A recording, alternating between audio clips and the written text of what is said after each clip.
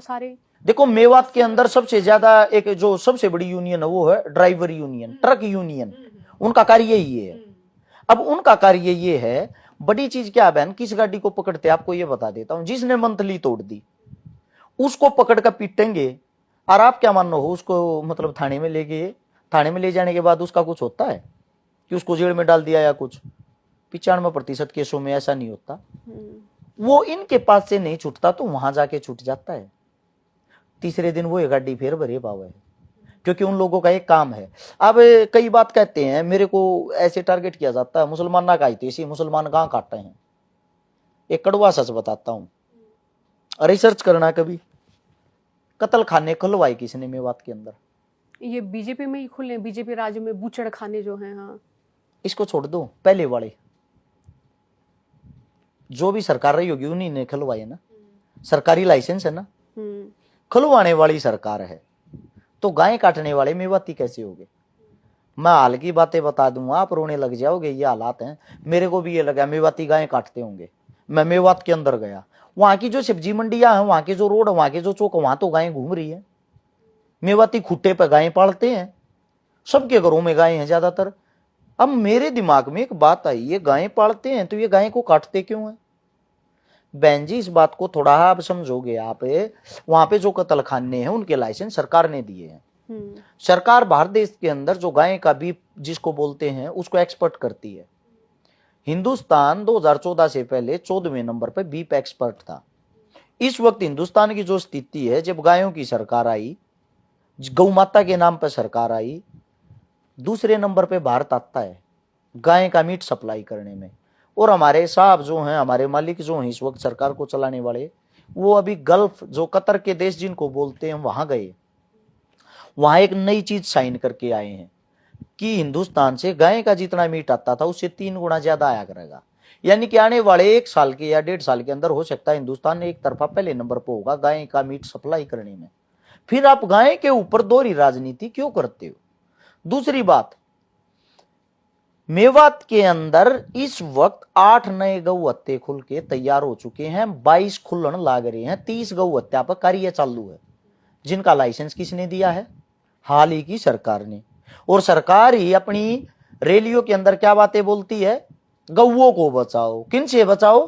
कसाईयों से। कसाई किन को बोलते हैं? मुसलमानों को। भाई साहब आप लाइसेंस ही मत दो ना, आप लाइसेंस ही नहीं दोगे तो गायें कैसे कट जाएंगी? और इसमें पूरे स्कैंडल में मैं मूर्ख समझता हूं मेवात वालों को। ऐसा क्यों? ऐसा इसलिए, वे बेचारे मेवाती जो हैं, मुस्लिम जो हैं, वे इतने दबे डरे हुए होंगे, उनको ये लगता है अगर आप लोगों ने एक भी अल्फाज सरकार के खिलाफ बोला आप लोगों पे कार्रवाई हो जाएगी। लेकिन मैंने जितना मैं बात को समझा है, वहां के नेता जनता की आवाज कम उठाते हैं। लोग तो बोलते हैं वहां पे, उनको कोई अपना ऐसा नहीं मिलता ना कि जो उनकी बात को आगे रख दे, कोई आगू नहीं मिलता कोई ऐसा नेता। मैं देखती हूँ कि कोई चंडीगढ़ है, कोई दिल्ली है, मेवात में मैंने कोई नेता वहां रहता नहीं देखा। मेवात में सिर्फ वो लोग जो बेचारे गरीब हैं जो वहां बैठे हैं। नेता तो खुद किसी अस्पताल में नहीं जाते दिखते। मैं ये चाहता हूं आप इस रील को जो अभी बोलेंगे काट के अलग से। हाँ, ये तो मैं, क्योंकि मैं बात में गई हूँ लोकसभा चुनाव के दौरान, विधानसभा चुनाव के दौरान मैंने वहां की हर स्थिति देखी है। मैं नूह का चौक चौराहा तक बता सकती हूँ। वहां पे एक ऐसी चाय की भी टपरी नहीं हो कि आप बैठ के चाय पी सको। इधर धूल है उधर धूल है, एक सड़क ऐसी नहीं जिसमें आप खड़े हो सको, जिसमें गड्ढे ना हो। वहां की कोई ऐसी बच्ची नहीं मिलेगी जो स्कूल में 12 तक गई हो, 12 तक पढ़ी हो। वहां कोई स्कूल नहीं, लड़के ही नहीं, वहां स्कूल नहीं, वहां कॉलेज नहीं, वहां अस्पताल में कोई दवाई नहीं। वो लोकसभा चुनाव था जब मैं गई थी, विधानसभा चुनाव में गई और मैं आज भी गई। बूचड़ खानों की वहां पंचायतें हुई हैं कि भाई ये बूचड़ खाने हैं और इनको बंद किया जाना चाहिए। इलाके में खून है, इलाके में जो छोटे छोटे जो नाले हैं, जो हरियाणा में जो नाले हैं उनमें तो बड़े बड़े पानी, और वहां के नालों में खून था। वहां के इर्द गिर्द वो मांस के वो टुकड़े टुकड़े टुकड़े थे। वहां के लोग बीमार हो रहे थे। तो पंचायतें की हैं कई बार मेवात के लोगों ने। तो मैं तो यहाँ सबसे ज्यादा मैं जो कमी मानती हूँ नेताओं की मानती हूँ। वहां के नेता जाते हैं विधानसभा में खड़े होते हैं, एक रील बन जाती है, वो सिर्फ 4 चीजें बोल देते हैं, पानी नहीं आया, ये नहीं आया, वैसा नहीं हुआ, ऐसा नहीं हुआ, समाधान कुछ नहीं है। मैं जब से मेरी पत्रकारिता की शुरुआत हुई है, लगभग मतलब 2023 का मैं जिक्र करूं, मैं मेवात में गई थी जब हिंसा हुई थी, 23, 24, 25, 26 बहुत करीब से मैंने, जितना मेरे गांव को नहीं देखा इतना करीब से मैंने मेवात को देखा है। जिस हिंसा में आप मेवात गए थे उस हिंसा को हर्ष शिकारा ने रखवाया था, और उसके रुकवाने का मेरे को ये एक टैग मिला था कि हर्षुद्दीन खान है, मुस्लिमों का सपोर्टर है, मुस्लिमों का समर्थक है। चलो आप एक लड़की हो, एक कन्या हो, आपको ये टैग नहीं मिला, या पता नहीं क्यों नहीं मिला, मेरे को नहीं पता। मैं ये रील जो अभी बात कर रहा हूँ, मैं ये चाहता हूँ इसको संपूर्ण मेवात देखे। मेवात के अंदर शिक्षा, स्वास्थ्य, रोजगार ना पहले था ना आज है। उनके जितने जो नेता मंत्री हैं, उन नेता मंत्रियों को आपने बता दिया, कहीं भी आम जनता के अंदर नहीं देखोगे। वो सिर्फ और सिर्फ उन बेचारों गरीबों का गरीबी के तरीके से ही फायदा उठाते हैं। फायदे का कारण ये है, जो अपनी बीजेपी है, सरकार है, हुकूमत है, वो एंटी मुस्लिम है, और जो नेता हैं वो पहले से ही ज्यादातर कांग्रेसी हैं वह, तो उनकी वोट वो बीजेपी को तो देते नहीं बेचारे, मजबूरी है, वो वोट देंगे तो देंगे कहाँ उन्हीं नेताओं को।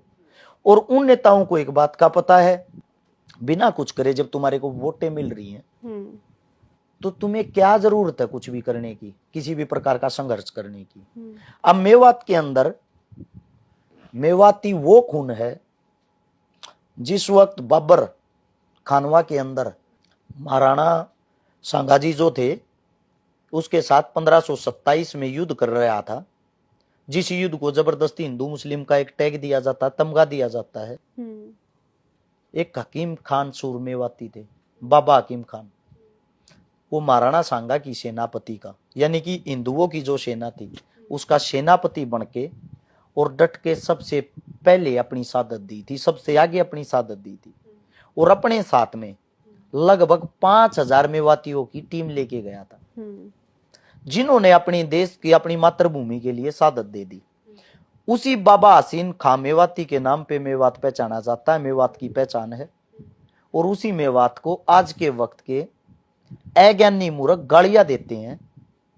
मैं मेवात की धरती को एक बात कहता हूं, उस बाबा को याद करते हुए नई क्रांति की शुरुआत आप लोग कर सकते हो।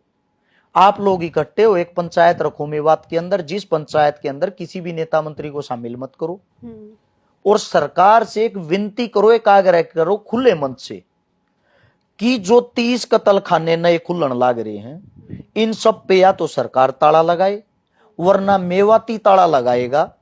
और इस 30 कत्ल खानों की जगह मात्र हमें 5 स्कूल, कॉलेज, यूनिवर्सिटी, हॉस्पिटल दे दो, ताकि हमारे मेवात का भी कुछ आगे आने वाले समय में भविष्य उज्जवल हो। और मैं मेवातियों से ये बात कहता हूं, अगर आप लोग इस बात की शुरुआत करते हो, इस शुरुआत में सबसे आगे, सबसे पहला इंसान हर्ष शिकारा खड़ा पाऊंगा। और गाय को बचाने की शुरुआत अगर मुस्लिम करने लग जाएगा, वहां खड़ा होकर मुस्लिम इकट्ठा होकर ये बोलेगा कि हमें ये गौ हत्या नहीं चाहते, मैं ये कहता हूं सरकार के पास छुपने के लिए जगह नहीं मिलेगी, क्योंकि सरकार के पास एजेंडे ही ये हैं। स्वयं के एजेंडे फैल हो जाएंगे, फिर वो लोग कहां जाएंगे। अगर ये 30 कत्ल खाने खुल गए मेवात के अंदर और चालू हो गए, खुलने तो संभव ही है, कार्य चालू, हाट तो पूरे हो चुके हैं। वहां की जो धरती है, एक कत्ल खाने से 5 किलोमीटर दूर तक वातावरण, वायु प्रदूषण, जल प्रदूषण फैलता है। कैंसर जैसी खतरनाक बीमारियां फैलती हैं, बुरी से बुरी समय लाती है। 30 कत्ल खानों का मतलब 150 किलोमीटर की दूरी चारों तरफ से, और 150 किलोमीटर में सारा मेवात नहीं है। आपके जो आने वाली नस्ल है उनको पूर्ण रूप से बर्बाद कर दिया जाएगा। जो आज गऊ के नाम पे आपके बच्चों को पीटा जाता है, उनका मर्डर होता है, उनको कूटते तोड़ते हैं, ऐसी घटनाएं लगभग 100 गुना और ज्यादा बढ़ जाएंगी। और मेवात को एक आतंकवादी की तरह ट्रीट किया जाएगा, देखा जाएगा। अगर जिंदा हो तो जिंदा नजर आना जरूरी है। आज ही लड़ाई लड़ लोगे तो आप अपने बच्चों का जीवन का जो आने वाला समय है वो उजागर कर दोगे, वरना मेवात का वो बुरा हाल होना है जिसकी कोई मतलब आप और हम कल्पना भी नहीं कर सकते।